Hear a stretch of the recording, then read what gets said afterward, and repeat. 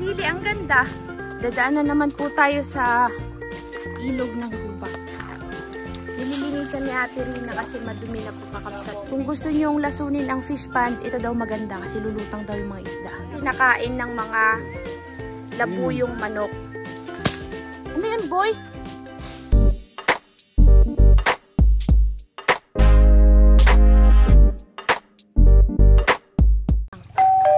Good morning, kakabsat. Magandang umaga. Naimbag nga aldaw kanyayo amin. Kada kayo amin. Naimbag nga umaga. Ayan, bakit po tayo ng bundok? Naalala niyo yung ating kinain na wild fruit, wild cherry na maliliit na dala ni Tay Carlos galing po dito sa bundok, ay pupuntahan ho natin, kakabsat. Sasama ko po kayo, sana samahan nyo kami. At kasama po natin sila Ate Rina at Tay Carlos na una na. Nandito sila sa taas. Si kakabsot nandiyan sa likod. Uy, daming talong! Ganda naman dito. Ganda ng talong nila, kabsat. Siya nga po pala, kabsat. Hindi natuloy yung paglagay ko ng ganito, o yung panglagay sa lupa. Kasi hindi nag-success yung mga tanim. Sayang naman yung ganyan, walang maitatanim na mga talong. Next time ulit, pagka maganda. Ang ganda ng talong niya, oh. Siling labuyo pala to, ay.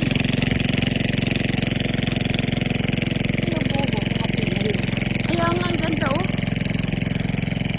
Tay Carlos, ang ganda. Ito yung talungan dati, ngayon naging silihan na lang siya. Ganda ng mga ano nila, oh. Tirina, sili. Sili, ang ganda. Pare. Maganda talaga. Maglalagay dapat kami ng ganito sa gulayan nun, hindi natuloy. Nagkandamatay yung tanim namin. Yung kamatis lang yung nabuhay ng maayos. Ate, Po. ito nga yung isang taon na. Oo nga, bunga pa rin siya ng bunga kasi may puno na siya, Tirina, oh. Ibig sabihin, medyo may edad na ano. Pero itong sili na to, Tirina, maanghang o hindi? Oh, ito nang talagang sobrang hanghang. Yan ang sobrang maanghang? Oh, ito na talagang tunay. Yan ang tunay. Hindi ganyan yung sili natin, Conrad, iba, no? Kaya kung kilo tayo? Ha? Ano, Tirina? 200 lang kilo. 200 po ang kilo? Nagbibenta po sila? Ano kasi? Pati talong nagbibenta sila, Tirina? Minsan kung ang redex namin binibigay. Aba, Taban. talaga? Talaga. Pati talong? Mabait itong mayaring ulayan.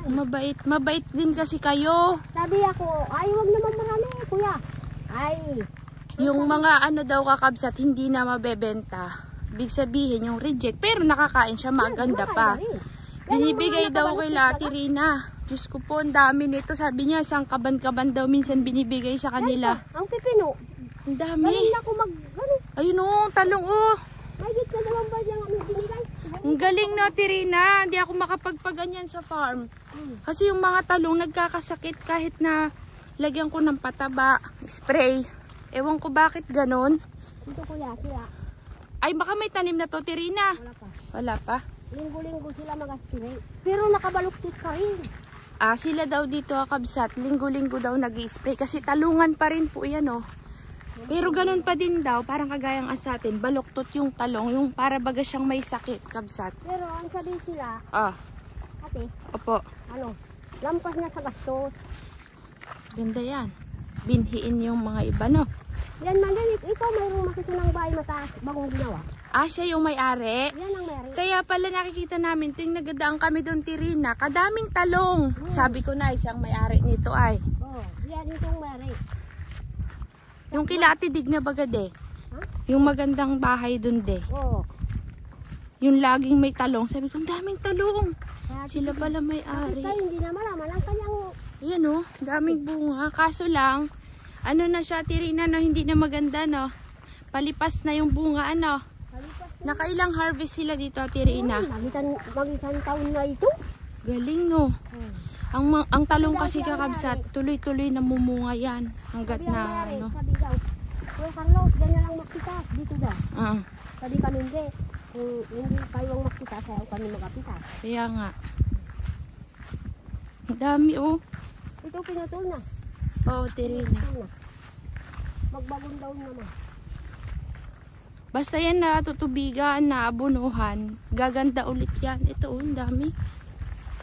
Pero yan lang, kanyang trabaho, wala nang iba. Kasi, Ate Rina, mahal ang kilo ng gulay ngayon. Na ano na din, parang, alam mo yung pagbibili ka ng karne, halos, Ito ang mas magandang sili. anuhan mo na lang. Ha? Ay, yan yung sili ng ano, yan ang gusto kong itanim, Conrad, natin. Oh, yung pang sinigang. Lapit ah. Araw-araw yan, dyan, magapitas yan. Magapitas ako. Ayun, may naglilinis. Hindi Ayun. mabilis yan.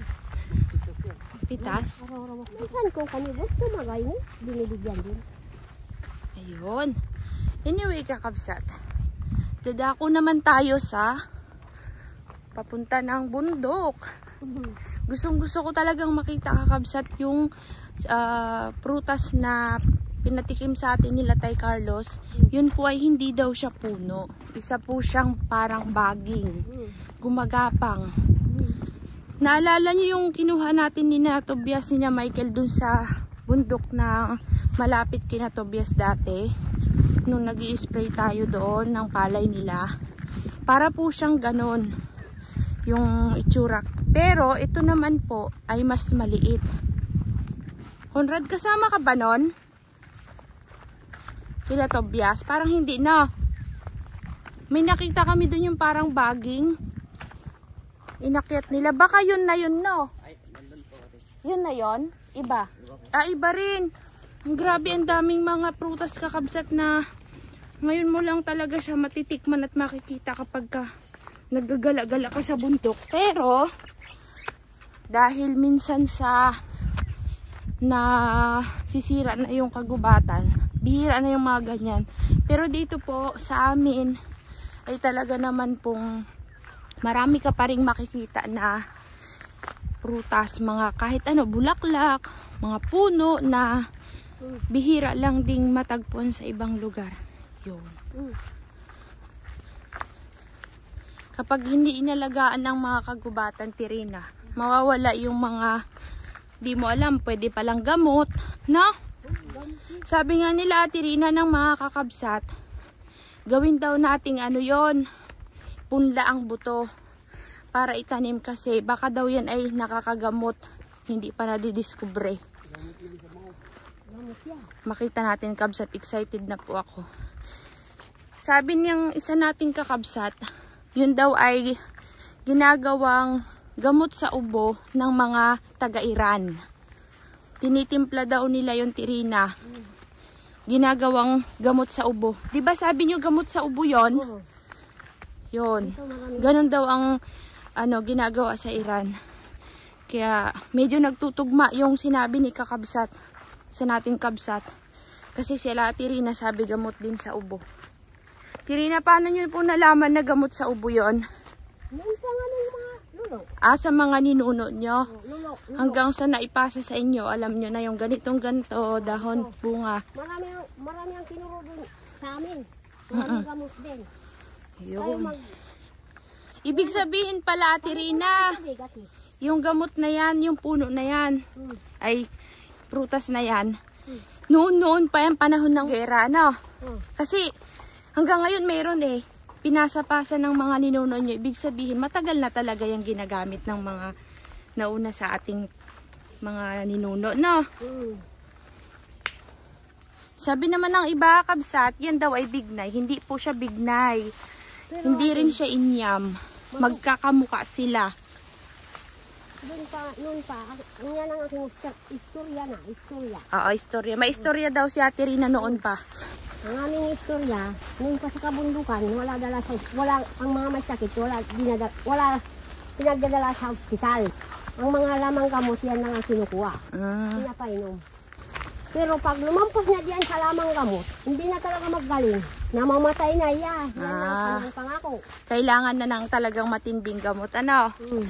Noon daw panahon nila Kabsat, wala daw doktor sa kanila. Yung parang hindi uso ang ospital, hindi uso ang doktor. Wala. Mga herbal lang yung ginagamit nila para panggamot. Pero kapag hindi pa daw gumaling sa mga herbal nila, ngayon na, namamatay na daw. Kailangan ng, baka talagang yun ay may sakit na hindi yun yung gamot, Ate Rina. Hindi yan ang kadugma ng gamot. Noon ang aking nanay, ang sakit siya, ubo. Kailang. Ay, iniwan ng tsinelas. Mahilig po silang mag-iwan ng tsinelas, Kabsat, sa mga daan. Pero hindi naman yan kukunin. Kagaya kahapon, si Lolo, hinanap namin. Kasi yung tsinelas nila, nandun sa labas.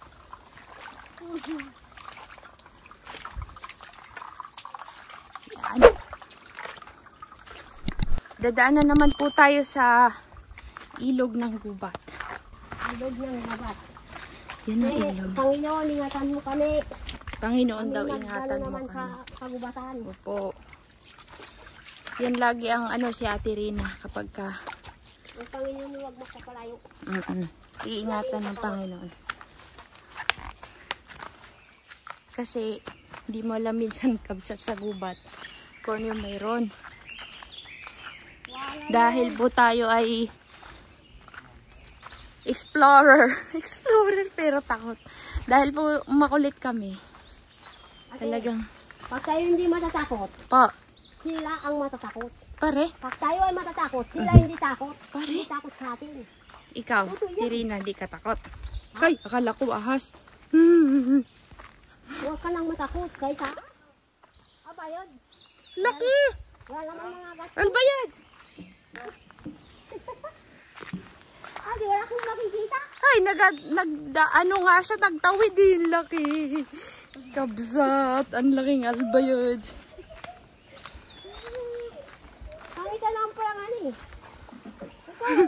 Si Tay Carlos, tawa-tawa sa akin. Parang sabi si Rina, Oh. huwag matatakot. Walang takot. Naku po. Nay, Tay Carlos, pahingi kaming baston. Baston!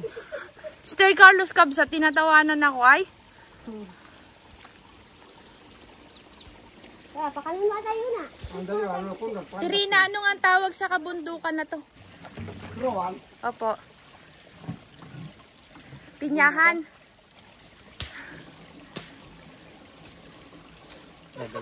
Si Tay Carlos, 2 araw na daw di naliligo. Lalo tumabas kanina sa tabi ng bahay. Kaya yan sila Tay Carlos, sila Tirina, Kabsat. Kapag binibigyan natin ng maraming damit, di yan nila susuotin lagi. Kasi nga, lingguhan. Hindi naman. Ibig sabihin ay, ang reason nila, ba't di sila lagi nagbibihis? Kasi nga, mahirap daw maglaba. Madudumihan daw yung mga bagong damit. Ano ay, si Carol hindi ka kaya si Matini. Oo, papawisan din daw, di wag nang maligo. Walang sabon. Nililinisan ni Ate Rina kasi madumi na po Kakabsat yung daanan ng tubig. Yan. Minsan kami mag-ibig dito. Dito na. Oh, kasi ang aking anak si Diwan hindi pinapainom ang tubig ng kumba. Bakit po? May amoy. Amoy ng kalawang. Dito sa Bicol galing. Parang mineral din ito. Oo nga, mineral water nga yan. Yan ang tunay. Yan ang tunay daw.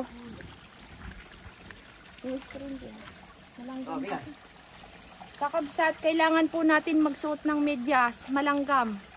Pare.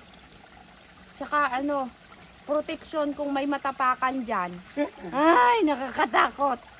Basta ako na yung sinalbayad lang ako. Albayod, boy. Hey, Carlos, malayo pa yung prutas. Malapit yung pinaguburan natin paglampas lang kaunti. Doon sa may patagay. Yan. Ate kayo dyan lang sa prutas. Hindi, sama na kami sa'yo sa taas. Iwan na yun. Sama na kami. Paano kami makabalik? Ha? Paano kami makabalik? Ate Ina, Kasama kayo. nakakakuha kayo dyan ng nganga. Saan? Sa taas yung mga dahon-dahon. Oh, mayroon eh. May dala naman kaming pagkain dyan. Doon naman maraming pakain. Ba? Magbayo lang. Maraming pakain. Magbayo. May kape dyan. Ah! Pero isa lang aking palala sa iyo. Ano? Ang aking bahay, Oh. puno ng pusa. Ate Rina, bakit ba lagi mong inaalala yan? Marty ba ako? Hindi ako Marty. Oh, kaya nga sinasabi sa iyo. Kahit patulugin mo ako dyan sa... Alam nyo nga, kabsat, nahihiya sila palagi. Every time na magkakasama kami, kunyari, magulo, madumi, nahihiya sila. Huwag kang mahihiya. Bagong gising ka. Ipaglaban si Rina! Kaya mamaya ako may kwento sa inyo. Ayan, ang gusto ng mga kabsat yung istorya ni Ate Rina na naman. Namimiss na nila yan ay. Kaya ako mayroong mga kwento. Mamaya. Kakabsat, lang sa inyo. kakabsat, may mga kwento daw si Ate Rina mamaya. Siya nga po pala, kabsat. Hindi galing sa kanya. Talaga. Siya nga po pala, kabsat, dahil sila Ate Rina ay nakababa na ulit, tapos na sila dito sa pagkakaingin. Nung time kasi na nandito sila, hindi sila nakakasama sa atin, hindi natin nadadalaw kasi hirap din kabsat umakyat dito. Kaya minsan lang kaming sumama sa kanila dahil naglalaylo rin ako minsan na akyat ng bundok. Alam nyo na kung bakit. Ngayon, dahil lagi na sila sa baba, lagi nyo na po silang makikita sa vlog natin. Ate Rina, ganyan. Pero pag nandito sila, hindi nyo sila makikita lagi kasi nga di ko rin po kayang umakyat Yan, ng bundok. nagbaon daw tayo ng mineral water. Mineral water po ito ng bundok. Naman sa loob yan? Kakabsat, kasi kailangan namin ng anay, meron kaming paggagamitan. Kumuha po si Kuya Conrad ng anay. Tignan nyo po. Dadaanan namin mamaya. Ito po kasi ay, ito ang unang kinakain ng mga labuyong manok. Dahil pag pinakain agad daw sila ng feeds, yung binibili ng mga pagkain, ay namamatay po.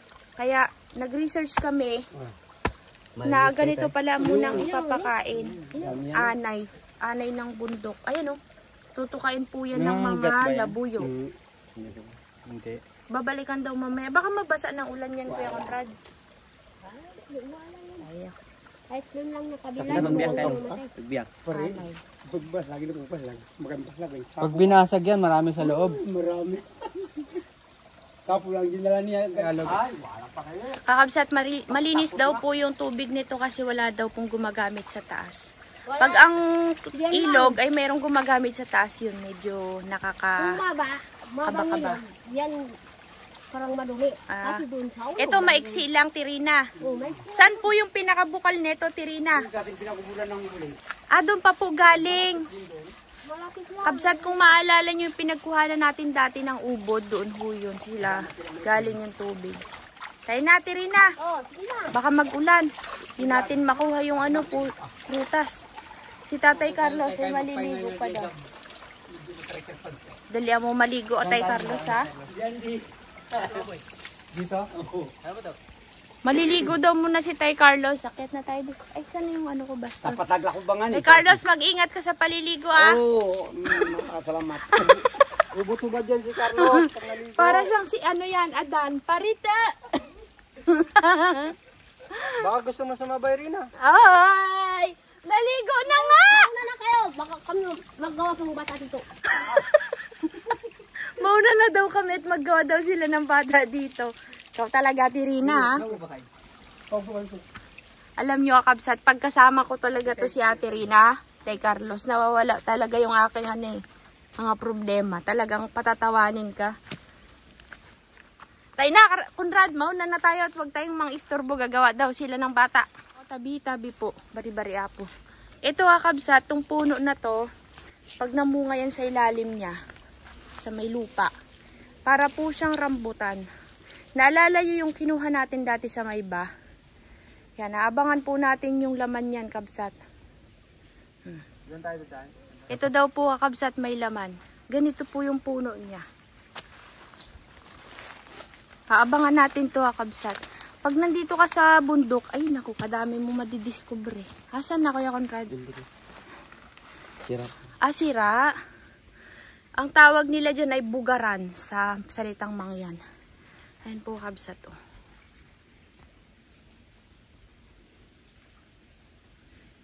Sa aktual, para siyang mga luya. Pero kapag habang lumalaki siya, kabsat, ay nagkakaroon siya ng hugis bilog na pag nahinog ay kulay pula, para siyang rambutan.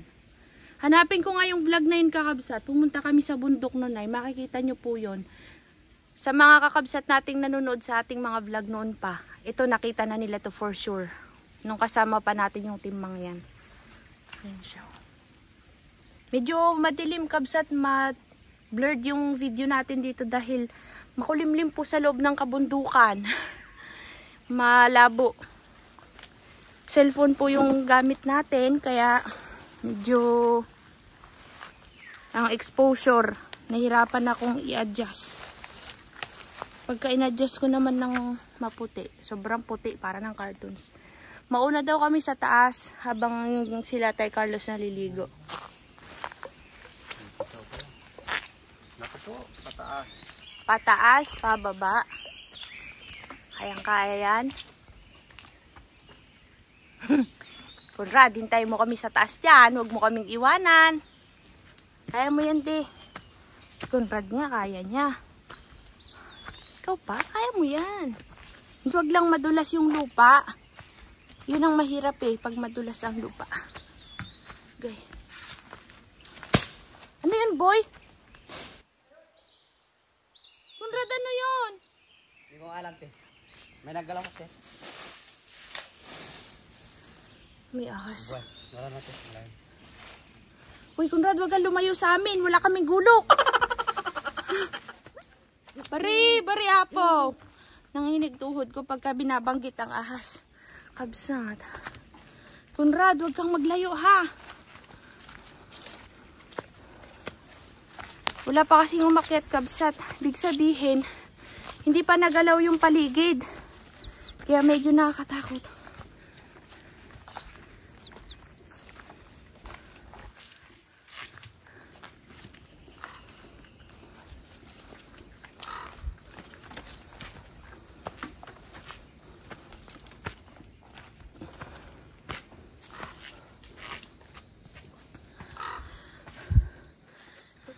Na.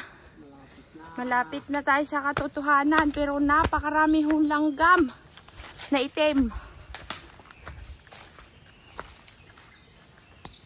Di ba dito tayo nagbulit, Tay Carlos? Dito lang, kaya Ah, dito. sabay bato.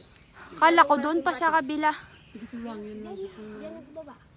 Ah, dito pala yung bukal, kabsat. Doon sa ulo, wala na. Dito lang nagsimula ang tubig. Galing ano. Ah, kasi ano, may tibag, oh. Bari-bari apo. Pag may ganyan daw kasi, kabsat, source of water daw yan. Yung fig tree, tibag. Ayan po, oh. Yan. Yan po ang tibag.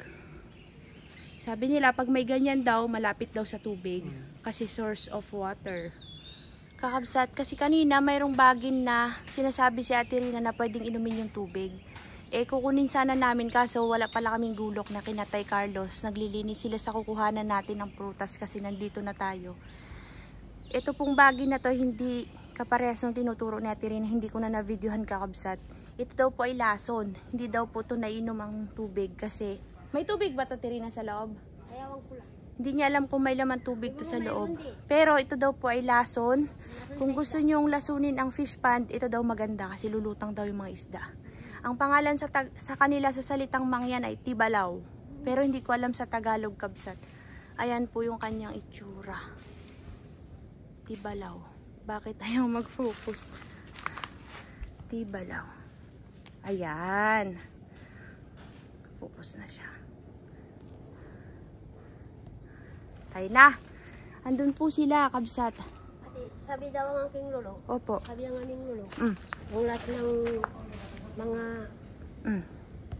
dito na daw ang pusod na lupa, ito ang Mindoro. Kaya Oo. lahat ng anong bagay dito mayroon. Kaya tinawag tayong Occidental Mindoro. O Mindoro. Kahit ano mayroon. Oo. Kasi daw Mina de Oro. Dahil marami daw pong yaman dito sa Occidental Mindoro. Mina de Oro.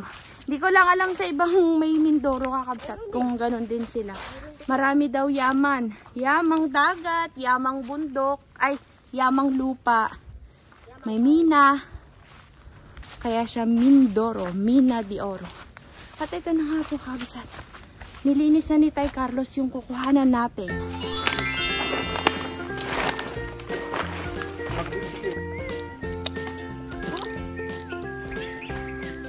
Ng baging. Dami! Kung kanimigalo. Mabagsakan yung bunganga ko, Conrad.